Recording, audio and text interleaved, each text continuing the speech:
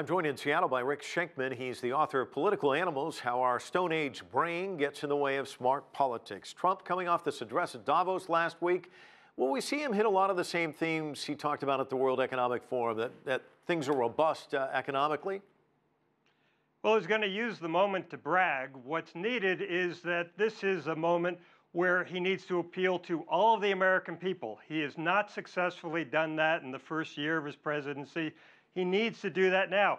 This event is going to be seen by tens of millions of Americans, possibly as many as 50 million people. That's about how many he got during his first address to Congress a year ago. And what does he need to do? He needs to be kind of like William Faulkner. He's got to tell us a story that we can all believe about ourselves. And we've got to feel really good about it. We're like hunter-gatherers gathered at the campsite, and what we want to hear is something that makes us feel good about ourselves. We want to be entertained, and we want him to really look at us and say, here's where I'm going to take all of you. It's a tall order. And people don't feel so good, do they? The U.S. obviously divided. The political environment here in Washington, toxic. Things at the White House look chaotic, if you believe the political reporting here in Washington. So how does he do that? I mean, how does he convey that message with everyone looking at Washington and getting the sense that it's broken? Well, he's no William Faulkner. That's one problem. And the other problem is that he's coming into this with people's attitudes already being set. He's only been president for a year, but I think that the people who are against him are really, really against him. They're as against him as the people who are really for him. And at the moment, they're the majority. He's coming in the weakest position of any president in modern history 1 year into the office. His poll numbers are deplorable. And it's not just a domestic audience watching. When it comes to foreign policy, what do you think we'll hear about the Democratic People's Republic of Korea, China, Russia, Iran? Well, apparently the White House was leaking today that he's going to have some big announcement. The news about the candidate that he had selected to be the U.S. ambassador to South Korea has apparently either backed out or been told that he's no longer wanted because he doesn't approve of this so-called bloody nose strategy that the Trump administration has apparently been working toward.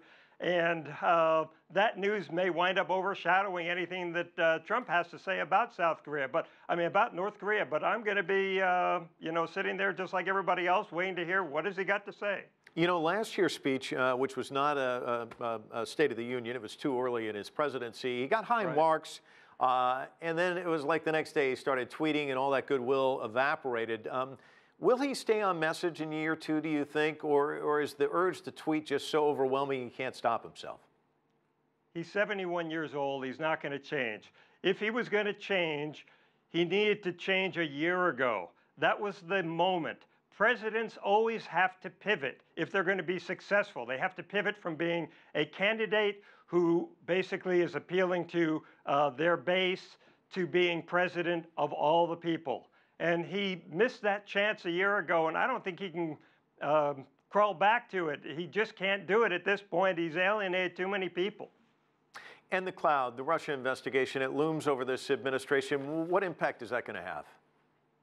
Well, of course, it goes to the heart of his election, and that's why everybody is so interested in it.